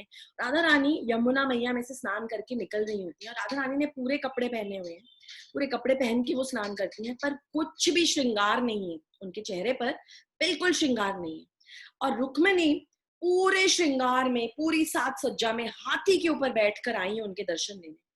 रुक्मिणी जैसे ही राधा रानी की सुंदरता को देखती है, जैसी सुंदरता को देखती है, रुक्मिणी उस हाथी से गिर पड़ती है नीचे। आप समझिए, नीचे गिर जाती हैं और बोलती हैं कि राधा रानी आप इतनी सुंदर है, अभी तो आपने बिल्कुल श्रृंगार नहीं किया है और फिर भी आप इतनी सुंदर है। राधा रानी की पाक कला के बारे में ऐसी चर्चा है, उसके बारे में भी एक लीला है जिसमें यशोदा मैया हर रोज बुलाती थी राधा रानी को खाना बनाने के लिए, प्रसाद बनाने के लिए भगवान कृष्ण के लिए। तो एक बारी कीर्तिदा उनको अपने घर बुलाती हैं और बोलती है कि आप पूरे सपरिवार आइए और हमारे घर पे प्रसाद लीजिए। तो यशोदा मैया कृष्ण को बताती हैं, तो कृष्ण अंदर अंदर तो बहुत मुस्कुराते हैं, अंदर मन में तो बहुत लड्डू फूटते हैं, पर ऊपर से बोलते हैं कि नहीं नहीं मैं नहीं आ सकता, मैं तभी आऊंगा जब मेरे सारे गोप सखा साथ में जाएंगे। तो यशोदा मैया बोलते कि सारे गोप सखा साथ में नहीं जा सकते, बहुत सारे हैं, तुम्हें आना है तो तुम आओ, नहीं आना तो मत आओ। बोलते नहीं मैं नहीं आऊंगा फिर जब तक मेरे सारे सखा नहीं आएंगे। यदि ठीक है तो मैं सिर्फ बलराम को लेकर जा रही हूँ और तुम यहीं पे रहो। फिर कृष्ण को बहुत बुरा लगता है, उनको लगता है कि नहीं नहीं मैं तो राधा रानी के दर्शन से फिर एकदम विरक्त हो जाऊंगा। तो वो बोलते हैं ठीक है, मेरा एक जो मित्र है, एक जो गोप सखा है मधुमंगल, वो हमारे साथ चलेगा। तो यशोदा मैया मान जाती हैं। तो यहाँ पर कृष्ण, बलराम, मधुमंगल, यशोदा मैया और नंद बाबा सभी राधा रानी के घर जाते हैं। और राधा रानी जो प्रसाद बना रही होती है उसकी सुगंध से ही सब मोहित हो जाते हैं। और मधुमंगल ऐसा कहते हैं कि 1000 पेट और 1000 हाथ और 1000 मुंह भी अगर हो तो राधा रानी की बनाई हुई खाने से हम कभी भी तृप्त नहीं हो सकते। हमें तो हजारों से भी ज्यादा पेट और हजारों से भी ज्यादा हाथ चाहिए वो खाने के लिए। इतनी पाक शक्ति राधा रानी की इतनी स्ट्रांग थी, इतनी अच्छी थी। देखिए कितने प्रेम से वो भगवान को भोजन करा रही हैं। यहाँ पर हम देख रहे हैं कुछ चिन्ह हैं। कई बार ऐसा बोला जाता है मैंने तो अपनी बेटी का नाम राधा रखा है, बिल्कुल राधा रानी के सारे गुण हैं उसमें, बिल्कुल साक्षात राधा रानी है वो। तो हमें ये समझना है कि राधा रानी को कोई कंपैरिजन है नहीं, और राधा रानी का रूप हमें इस भौम वृंदावन में तो देखने को मिल नहीं सकता। भगवान कृष्ण और राधा रानी दोनों के पैरों के जो चिन्ह है ये दिखाई दे रहे हैं यहाँ पर। दोनों के पैरों के नीचे चिन्ह है जो हम देख सकते हैं। भगवान कृष्ण के लेफ्ट साइड पे 11 चिन्ह है लेफ्ट पैर पे, और राइट पैर पे 8, और राधा रानी का बिल्कुल उल्टा है। उनके लेफ्ट पैर पे 11 चिन्ह है और राइट पैर पे उनके 8 चिन्ह है। तो टोटल 19 चिन्ह है जो राधा रानी के हमको पैरों पे वो चिन्ह दिखाई देते हैं। तो जिस तरह से राधा रानी शक्ति और शक्तिमान, कृष्ण और राधा रानी शक्ति और शक्तिमान, जिस तरह से हम एक बल्ब देखते हैं, बल्ब का जो आवरण देखते हैं बाहर का, और अंदर एक टंगस्टन वायर होती है, और जब वो बल्ब फ्यूज हो जाता है तो हम क्या कहते हैं, हम वो टंगस्टन वायर को देखते हैं और हम बोलते हैं ओहो ये वायर ही टूट गई है, तो अब ये बल्ब जो है वो जलेगा नहीं। तो इस तरह से है राधा रानी और कृष्ण का मेल। बाहर का जो आवरण है वो कृष्ण है, और अंदर की जो टंगस्टन वायर है, उनकी जो शक्ति है वो राधा रानी है। वो वायर, उस शक्ति से ही भगवान कृष्ण को सारी शक्ति मिलती है और उन्हें वो शक्तिमान कहा जाता है, उनकी वो गुरु हैं। भगवान कृष्ण में 64 क्वालिटीज हैं, सबसे ज्यादा क्वालिटीज भगवान कृष्ण में। मुझ में और आप जैसे जीवों में 50 क्वालिटीज हैं, पर भगवान कृष्ण में 64 क्वालिटीज हैं, सबसे ज्यादा क्वालिटीज हैं। ऑफकोर्स वो भगवान है। राधा रानी में कितनी क्वालिटीज हैं? राधा रानी में 25 क्वालिटीज हैं। अब आप सोचेंगे राधा रानी को तो आप गुरु बता रही हैं, तो राधा रानी की क्वालिटीज भगवान कृष्ण कैसे कम कैसे हुई? तो भगवान कृष्ण की जो 64 क्वालिटीज है उससे ऊपर है राधा रानी की 25 क्वालिटीज, आप समझिए। और उन 25 क्वालिटीज में जो सबसे इंपॉर्टेंट क्वालिटी है वो ये है कि राधा रानी कंट्रोल करती हैं कृष्ण को। अब आप समझ सकते हैं, कृष्ण में सबसे ज्यादा गुण है 64 गुण, 64 गुण, और राधा रानी में 25 गुण है, और उनमें से एक गुण है कि वो कृष्ण को कंट्रोल कर सकती हैं। तो कितने गुण आ गए राधा रानी में, क्योंकि वो इस पूरे ब्रह्मांड को, वो कृष्ण को जब स्वयं कंट्रोल कर सकती है तो वो क्या कंट्रोल नहीं कर सकती।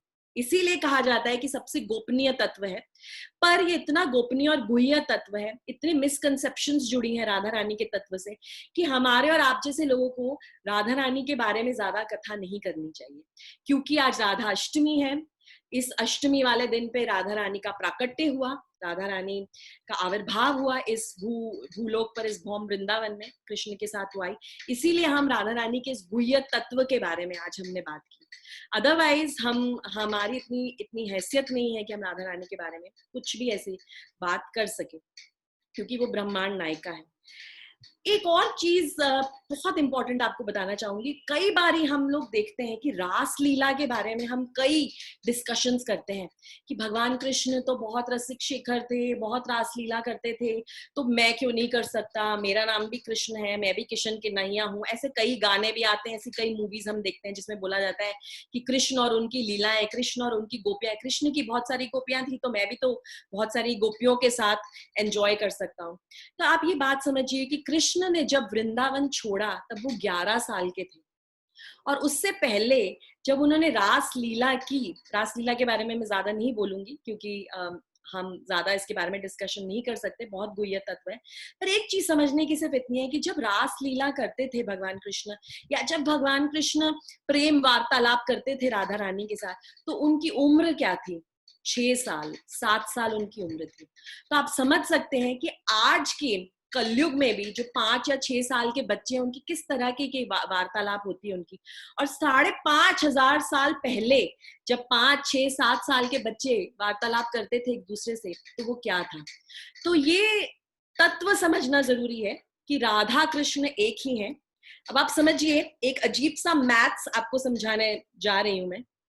राधा कृष्ण गोलोक वृंदावन से कृष्ण स्वयं आए, राधा कृष्ण एक आए, वो यहाँ आकर 2 में बट गए, राधा और कृष्ण, श्रीमती राधा रानी और कृष्ण 2 में बट गए।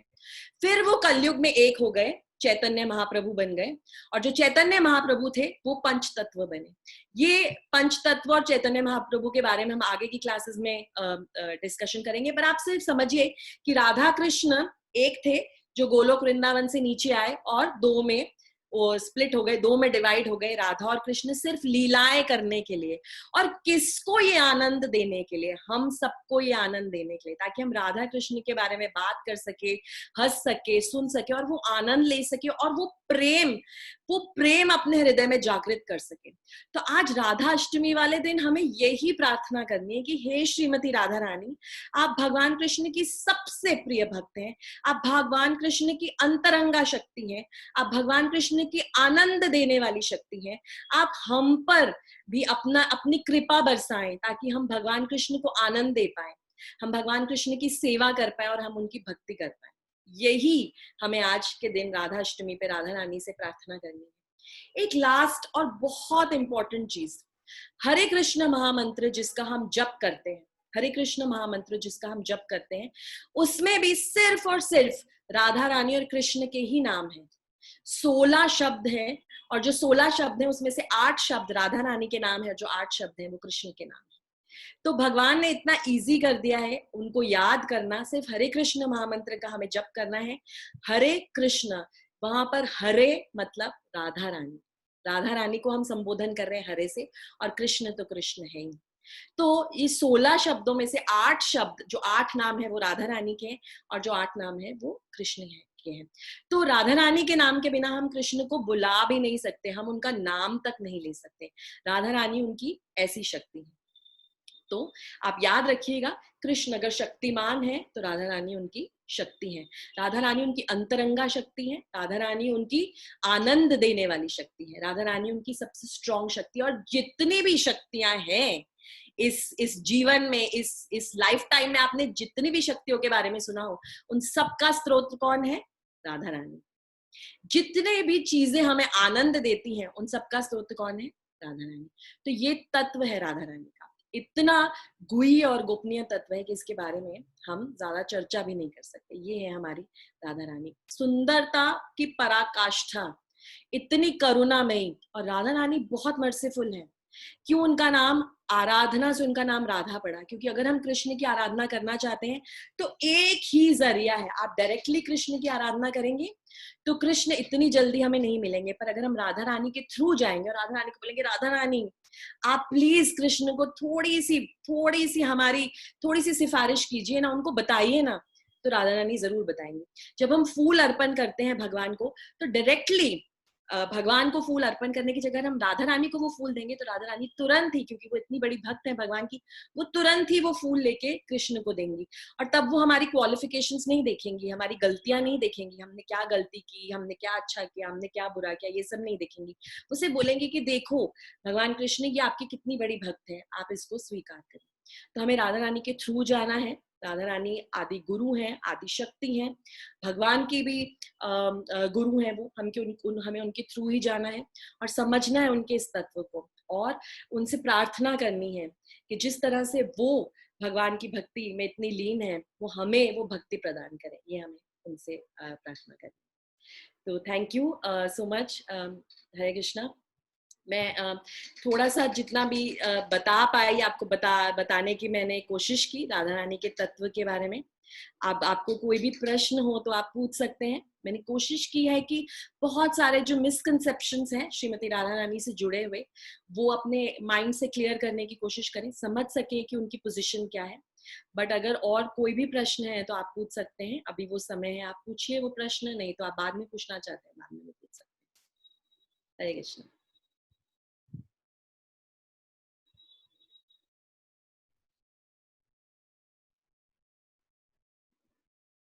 कोई भी क्वेश्चन है तो पूछ सकते हैं।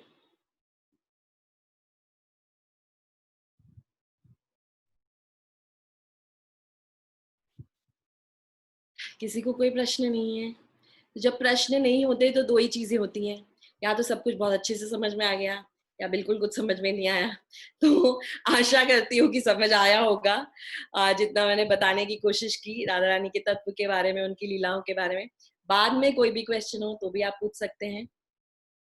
कोई सवाल नहीं है तो मैं रुकना चाहूंगी और एक वीडियो के साथ खत्म करना चाहूंगी। आप वीडियो देखना चाहते हैं तो देखिए, अगर वीडियो पसंद आए तो जरूर देखिए, क्योंकि राधा रानी की महिमा है उसमें, उनकी सारी जो 25 क्वालिटीज हैं उनका वर्णन है, और उसके बाद हम मीटिंग क्लोज करेंगे।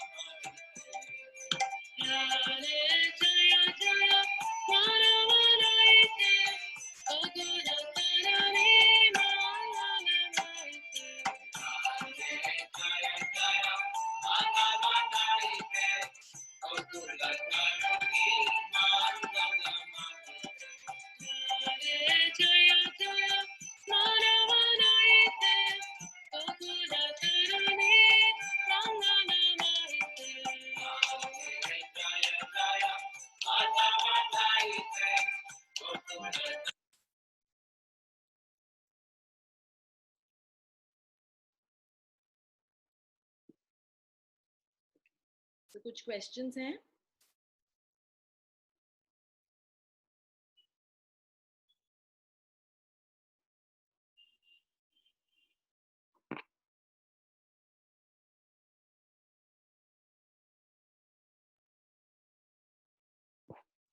आवाज आ रही है? आप पूछ सकते हैं क्वेश्चंस।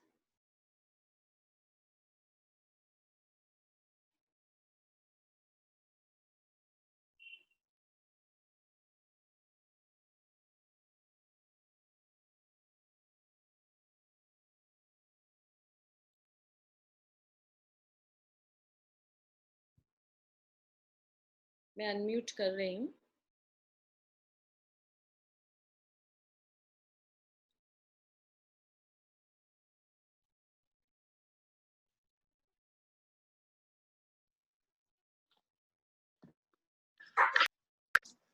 हरे कृष्ण मैम। अच्छा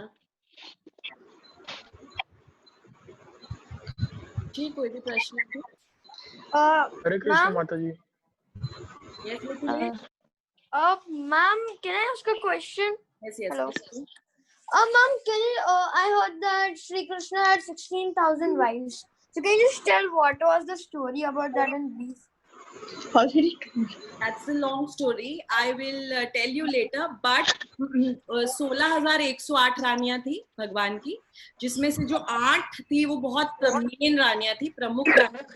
और जो 16,100 रानियां थी, 16,100 रानियां वो सारे ऋषि मुनि थे जो त्रेता युग में श्री राम के साथ, श्री राम के अर्धांगिनी बनना चाहते थे, उनके साथ रहना चाहते थे। और श्री राम ने उस समय पर एक पत्नी व्रत लिया था, और श्री राम एक ही पत्नी से शादी कर सकते थे। और उन्होंने तब उन्हें कहा था कि जब मैं आऊंगा कृष्ण बनकर, तब मैंने एक पत्नी व्रत नहीं लिया होगा, मैं एक से ज्यादा पत्नियों से शादी कर सकता हूँ। तो ये वो सभी गोपियां थी, सभी ऋषि मुनि थे जो हमेशा हर युग में भगवान का साथ देना चाहते थे, उनकी उनकी उनकी धर्म पत्नी बनना चाहते थे। तो ये 16,100 जो रानियां थी, उनको एक असुर ने, नरकासुर ने उनको पकड़ के रखा हुआ था, और भगवान जाकर उनको रेस्क्यू करते हैं वहां से। तो तब वो रानियां बोलती है, आपने हमें रेस्क्यू तो कर लिया, पर हम असुर के साथ इतने टाइम, तब हमसे कोई शादी नहीं करेगा। तो भगवान बोलते हैं कि मैं आपसे शादी कर लेता हूँ। तो भगवान उन 16,100 रानियों से शादी कर लेते हैं। जी मिथिलेश। हेलो जी hello ma'am, I have a question. Yes. You had just told that Radharani was playing with Krishna as his doll. She was keeping a doll of Krishna and playing with her, but Krishna himself was a small. Then how can she keep a doll of it with her? Yeah. How the doll got existence? Yes. So Krishna dolls existed at that time. Not only Radharani, Krishna's very close cousin Uddhav ji, उनके बहुत close cousin और उनके बहुत प्रिय मित्र बहुत ज्यादा कृष्ण को resemble करते थे। इनफैक्ट वो भी बचपन में कृष्ण की डॉल से खेला करते थे, क्योंकि उस समय कृष्ण सबको इतने प्यारे लगते थे।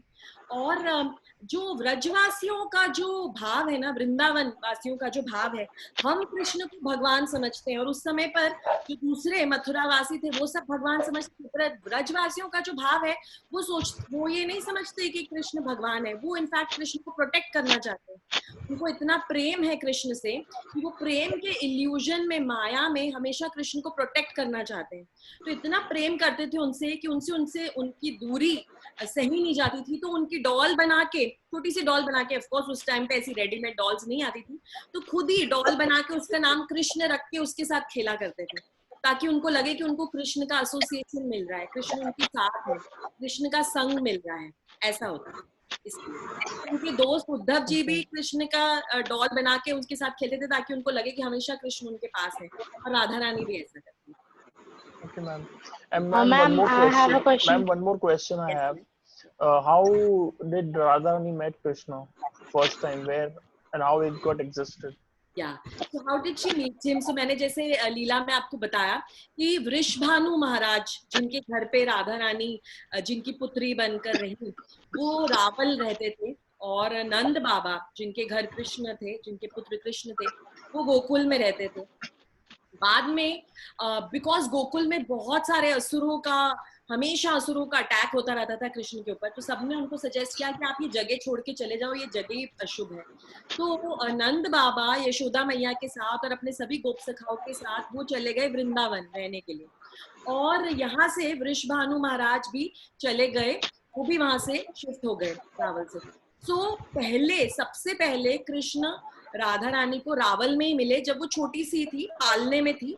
तो ये दोस्त थे, मित्र थे, वृषभानु महाराज और नंद बाबा। तो नंद बाबा वृषभानु महाराज के घर आए जश्न में, उस उत्सव में आए, जब राधा रानी का प्राकट्य का जब उत्सव हुआ, जब छोटा सा बच्चा होता है तो हम फेस्टिवल करते हैं, कोई पार्टी करते हैं, सबको बुलाते हैं, तो उसमें वो आए थे। और वहां छोटे से कृष्ण जो घुटनों के बल चले और पालने में जाकर उन्होंने राधा रानी को स्पर्श, और तब राधा रानी ने अपने नेत्र खोले, अपनी आंखें खोली, तब वो पहली बार मिले होम वृंदावन, भूलो।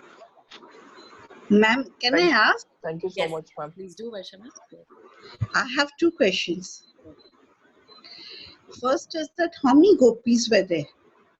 There were 21 billion gopis, not even million. Gopis were in billions. There were so many gopis. So actually, who are gopis? Actually, who are gopis? So gopis are the eternal associates of Krishna. They come with him. So whenever he comes down, when he came to Bhom Vrindavan, he got his gopis along. Okay, so some gopis out of those 21 billion, majority of the gopis are his eternal associates who come with him. Some of the other gopis are the gopis जिन्होंने बहुत साधना और तपस्या करके उस level पे पहुंचे कि वो गोपी के लेवल पे पहुंच पाए। तो कुछ ऐसी गोपीज थी जिन्होंने बहुत साधना की, बहुत तपस्या की, बहुत भक्ति की, बहुत प्रेम किया भगवान से, और उस गोपी के लेवल पे पहुंची। और जैसा मैंने अभी पहले बोला कि सतयुग में, त्रेता युग में भी जब भगवान आते थे, अपने अलग इनकारनेशन में आए, वो त्रेता युग में वो भगवान श्री राम बनकर आए, तो बहुत सारी वो गोपियां जो उनके साथ आई थी, क्योंकि तब भी श्री राम आए अपने नित्य पार्षदों को साथ लेकर, तो बहुत सारे ऐसे उनके एसोसिएट्स थे जो उनके साथ रहना चाहते थे, उनको सेवा करना चाहते थे, उनकी वाइफ बनकर। तो तब श्री राम ने बोला कि अभी आप मेरी पत्नी नहीं बन सकते, कि मैंने एक पत्नी व्रत लिया है, तो जब मैं आऊंगा कृष्ण बनकर, तब मेरा ऐसा कोई व्रत नहीं होगा, तब आप मेरी पत्नी बन सकते हैं। तो ये वो गोपियां जिन्होंने बहुत तपस्या की, ऋषि मुनि जिन्होंने बहुत तपस्या की भगवान कृष्ण का अंतरंग पार्षद बनने के लिए, तो कुछ गोपियां वो थी, और बाकी जो ज्यादातर गोपियां थी वो भगवान के साथ ही, उनकी नित्य लीला में हमेशा जब जब भगवान आते हैं उनके साथ। So Krishna was not married to gopiyas. So Krishna is married to everybody. Krishna is married to everybody because he's the only, he's the only Purush. He's the only Purush. So he's married to everybody. So once जो founder आचार्य हैं ISKCON के श्रील प्रभुपाद, उनको किसी ने बोला कि श्रील प्रभुपाद ऐसे कैसे, कृष्ण का ऐसे कैसे आप वर्णन करते हैं कि वो गोपियों के साथ रासलीला करते थे, गोपियां तो किसी और की पत्नी थी। तो श्रील प्रभुपाद कहते हैं कि सारी जितनी भी फीमेल्स हैं यहाँ पर और जितने भी मेल्स हैं वो सब कृष्ण के ही हैं, तो तुम कृष्ण की प्रॉपर्टी के से कैसे शादी करके बैठे हो? तो हम सब कृष्ण की प्रॉपर्टी हैं। तो हमें उस हायर लेवल की नॉलेज पे जाना है कि हम तो सभी कृष्ण की प्रॉपर्टी हैं, हम सभी उनकी पत्नी हैं, जितने मेल्स हैं वो भी कृष्ण की पत्नी हैं, because he is the only पुरुष ऑफ दिस एंटायर ब्रह्मांड. So that is how he married everybody and he was eligible to marry everybody. One more question. How many in this Ras there were 8 gopis? In the जो Ras Leela थी, Ras Leela में all the billions of gopis were a part of Ras Leela. Billions of gopis. It would be a huge circle with billions of gopis and Radha Rani in the center and Krishna in the center and Krishna expanding into billions of Krishnas and every gopi feeling कि मैं कृष्ण के साथ ही नाच रही हूँ. और राधा रानी की सखियां कितनी थी? राधा रानी की मेन, हाँ जी, उनकी मेन 8 सखियां हैं. अष्ट सखी उनकी मेन है, एकदम जो मेन क्लोज सखियां वो 8 हैं. उनके नाम पता? हाँ, तो ललिता सखी, विशाखा सखी, तुंग विद्या, चित्रा, चंपक लता, ऐसे अलग अलग उनके नाम हैं. ऐसी 8 सखियां. Radhe Radhe. I have a question too. Please ask. Hello, Yes, yes, please ask. ma'am. Actually, I'm a real beginner about this thing. It's not been even a month, and मुझे कुछ भी नहीं पता है. And I want to do. मेरे पास लड्डू गोपाल भी हैं छोटे से, and मुझे जितना मेरे को समझ में आता है मैं कर रही हूँ. But I want to know what to do and what not to do. So can you please guide me a bit? Definitely, definitely, I'll guide you. So I can speak to you later, right? After the class or maybe Okay. tomorrow, I will definitely guide you what can be done and how we can go ahead in devotional service. Surely. Mataji, can you please write your number in the group? Is it possible for you? Yeah, So that we can get in touch. definitely. Are you not on the group, on the WhatsApp group? No, no, no. I'm Yes, not. ma'am. We are not. Oh, you're not on the WhatsApp. Yeah. Okay. And one more question, madam. Yes. I have. Yes. In Nidhivan, whatever Raslila happens every night when they put the Shringar, Yeah. so is that going on as of now also, right? Yes. And that's every day is the same. Yes, it is. They put in the night the all Shringars, and the all Shringars been scattered everywhere in the morning time. It happens. Yes. So you can go for Mangala Aarti in the morning. And even I've heard about it that if anyone sees it, they get blind. Even the monkeys, if they see it, they get blind, right? Yeah. So basically, we can't see because we are not qualified enough to see. But there have been certain instances which is hearsay. हमने सुना ही है ऐसा कि किसी ने try किया है देखने का, तो नहीं देख सकते of course because we are not qualified. हम जिस शरीर में हैं, जो हमारे senses हैं, हमारे material senses हैं, हम इन material senses से spiritual कृष्णा को, spiritual राधा को, spiritual भगवान को नहीं देख सकते. It's not possible. But ये लीला होती है and सुबह 5:30 मंगला आरती होती है निधिवन में. तो अगर आप 4:30 से वहाँ लाइन में लग जाएं, वहाँ लाइन लगती है छोटा सा. I had seen myself at around 4:30. Okay. It was scattered all. That's why I asked you that it happens now also. Yes, yes, it happens. Okay. Thank you. Thank you, Krishna, Mataji. I have a question. Yes, yes. Please tell me. So the question that I have is, आपने कहा कि हरे कृष्णा में 8 राधा जी हैं और 8 कृष्णा जी हैं, तो हरे रामा का क्या अर्थ हुआ फिर? हाँ. तो ये जो राम है, इनके 2-3 अगेन अलग अलग मीनिंग्स हैं. ये राम है वो कृष्ण जो सबको रमाते हैं. हम किसी चीज में रम जाते हैं, हम कैसे एंजॉय करते हैं, तो ये वो कृष्ण का नाम ही है राम जो सबको रमन कराते हैं. ये वो कृष्ण है जो राधा रमन है. राधा रमन, ये खुद राधा में रम जाते हैं, ये वो कृष्ण है. ओके. तो ये जो राम है ये वो राम भी है क्योंकि वो भी कृष्ण का ही अवतार है. राधा रमन वाले राम भी हैं जो कृष्ण है, जो राधा में रम जाते हैं. ये वो राम है जो सबको प्लेजर देते हैं, सबको आनंद देते हैं. तो ये राम कृष्ण का ही नाम है. सही. Thank you. Hare Krishna. Then, ma'am, why it is addressed as Hare as Radha then in that mantra? Why is it addressed as Hare? Because वो हर रही हैं. क्या हर रही हैं? कृष्ण के मन को हर रही हैं. तो वो हरा है. उनका नाम है हरा क्योंकि वो कृष्ण के मन को हर रही हैं. और जब हम उनको एड्रेस करते हैं तो हम बोलते हैं हरे. जैसे हम बोलते हैं ना ओ अरे, तो हम बोलते हैं हरे. ओके. नाम उनका है हरा. उन्होंने हर लिया है कृष्ण के मन को. Quite informative. Thank you, ma'am. I have a question. Can you hear me? Yes, question. Yeah, I have a question. Yes. You know, all our lives we've always heard that Radha was older to Krishna. But Okay. when you related the story, you said कि वो 1 साल छोटी थी. हाँ जी. Could you just clarify for me? Yes. So again, this is a little bit of a higher knowledge, but I will try to explain to you. होता क्या है कि जब ये creation बनती है, तो Brahma ji is the main engineer of this creation, material creation. Lord makes him the engineer. Brahma ji का एक दिन है और एक रात है जो बहुत लंबी है. ब्रह्मा जी का जो लाइफ टाइम है वो ट्रिलियन ईयर्स में जाता है, तो उनके दिन और रात बहुत लंबी है। तो एक दिन में उनके 1000 साइकिल्स हैं, सतयुग, त्रेता युग, द्वापर युग, कलयुग के। ओके, ऐसा है। तो उनके एक दिन ही बहुत ज्यादा लंबा है। नाउ उनके हर दिन में ये जो सारी लीलाएं हैं, भगवान की जो लीलाएं हैं, ये नित्य लीलाएं हैं। So today we are talking about Krishna who was here 5500 years back. Today he is not here on this earth, but वो किसी ना किसी ब्रह्मांड में आज भी हैं जो यही लीलाएं कर रहे हैं। आज हम उनके बारे में बात कर रहे हैं, पर कहीं ना कहीं भगवान कृष्ण अपनी लीलाएं कर रहे हैं। सो ये जो ब्रह्मा जी का जो दिन है, इसमें क्या होता है, हर युग में जो लीलाएं हैं वो थोड़ी थोड़ी चेंज हो जाती हैं। उसको कल्प कहते हैं, उनके दिन को कल्प कहते हैं। तो आज उनके दिन में, इतने लंबे दिन में इतने सारे युग गए और इतनी सारी लीलाएं हुई।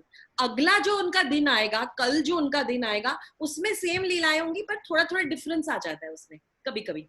तो कुछ कल्पों में, ब्रह्मा जी के कुछ दिन में जब भगवान कृष्ण आए, कुछ इंस्टेंसेस में राधा रानी थोड़ी बड़ी थी, उनसे 1 साल बड़ी थी, और कुछ इंस्टेंसेस में, कुछ कल्पों में राधा रानी उनसे छोटी थी।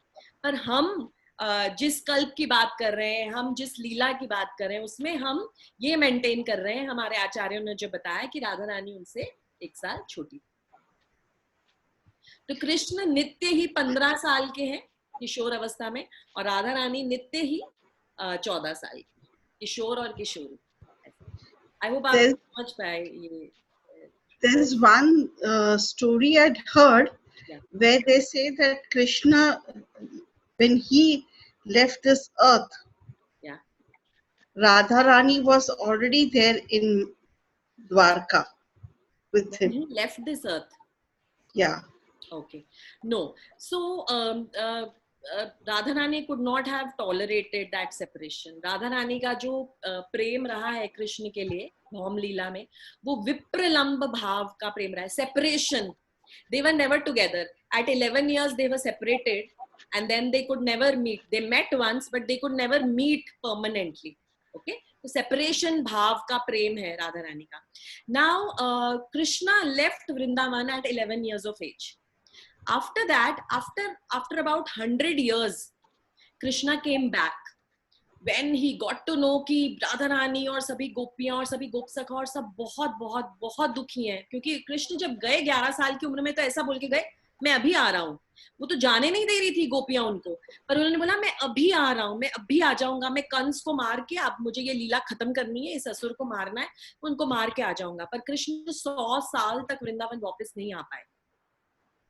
100 साल के बाद जब कृष्ण वापस आए वृंदावन, तो उसी भांडेर वन में जहां उनकी शादी हुई थी, जहां उनका विवाह हुआ था राधा रानी के साथ, उसी भांडेर वन में वो राधा रानी को मिले। और उसी भांडेर वन में राधा रानी ने, ये तो नहीं बोल सकती अपने प्राण त्यागे, उसी भांडेर वन में कृष्ण के सामने ही राधा रानी अपनी गोपियों को लेकर और अपनी माता कीर्तिदा को लेकर गोलोक वृंदावन धाम से एक विमान आया जो 8 योजन लंबा था, बहुत लंबा था। उस विमान में सब बैठे और गोलोक वृंदावन वापस चले गए। और उसके बाद कृष्ण लेफ्ट दिस भौम लीला at 125 years of age. Okay? So after this he left the Bhom Leela. So first Radha Rani left. Radha Rani पहले चली गई, उसके बाद Krishna. So what must be the age of Radha Rani at that time when she left this? So if you look at the material age, the material age would have been about 110 years or so. But nitya age तो उनकी हमेशा 14 साल.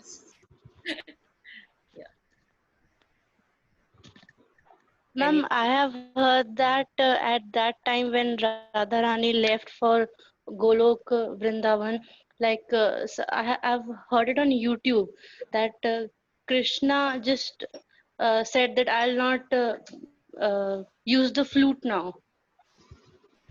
So actually, honestly speaking, Krishna was anyways not using the flute once he left Vrindavan. जब उन्होंने वृंदावन छोड़ा 11 साल के उम्र में, जब वृंदावन छोड़ा उसके बाद उन्होंने फ्लूट यूज ही नहीं की। उन्होंने वृंदावन में यूज की फ्लूट, क्योंकि उसके बाद वो उन्होंने कंस को मारा, उसके बाद वो अपने सांदीपनी मुनि के आश्रम में गए, वहां उन्होंने थोड़ी फॉर्मल एजुकेशन ली, उसके बाद वो द्वारकाधीश कृष्ण बन गए। और द्वारकाधीश कृष्ण को अगर आप देखें, उनके विग्रह देखें, तो द्वारकाधीश कृष्ण सीधा खड़े हैं। द्वारकाधीश कृष्ण क्षत्रिय के पोज में है, वो योद्धा राजा कृष्ण है। और जो कृष्ण को हम भजते हैं राधा रानी के साथ, राधा गोविंद, राधा मदन मोहन, राधा गोपाल, राधा श्याम सुंदर, वो हमेशा त्रिभंग ललित रूप में खड़े रहते हैं बांसुरी लेकर। तो जब उन्होंने छोड़ा वृंदावन, तो तब के बाद तो उन्होंने वैसे भी बांसुरी बजाई नहीं, क्योंकि वो और चीजों में फिर बिजी हो गए, और राधा रानी तो यहाँ रह।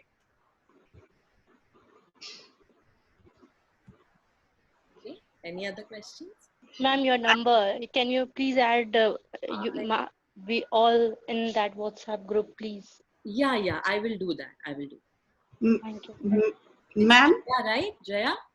Yes, ma'am. Yes, Jaya, I'll add you to that group, definitely. Thank you so much, ma'am. Yes. They say that Meera Madam, you was. can add me also. Yes. Would Jaya have your number? No. Ma'am, I have to say the number? No. This other person who's speaking, can I know your good name, please? Raj. Raj. Okay, Raj. Ma'am? Yes. Can we have your number, ma'am? Yeah. You can write down my number, please. Yes, ma'am. Yeah, please. 787. 1 second. 787 459 59 7041. 787 459 459 7041. 7041. 1. Yes. Your name, Mataji? Sonal. Okay, ma'am. Ma'am? Thank Ma'am? you. Yes. They say that Meera was also one of the Swarup of Radharani. No, Is it? unfortunately, that's not true. She was not a Swarup of Radharani. She was a very big devotee of Krishna, definitely. बहुत बड़ी थी, भगवान की बहुत तपस्या की, पर राधा रानी के expansions में से एक नहीं थी। राधा रानी की expansions हैं सारी gopis, सारी lakshmis, and all the queens of Krishna. वो सभी राधा रानी के expansions, not me. That is, Rukmani was also a part of. Yes. In fact, Radha Rani का एक नाम रुक्मणी भी है। इतने सारे नाम है राधा रानी के, उसमें से एक नाम उनका रुक्मणी भी है। Yes. Thank you.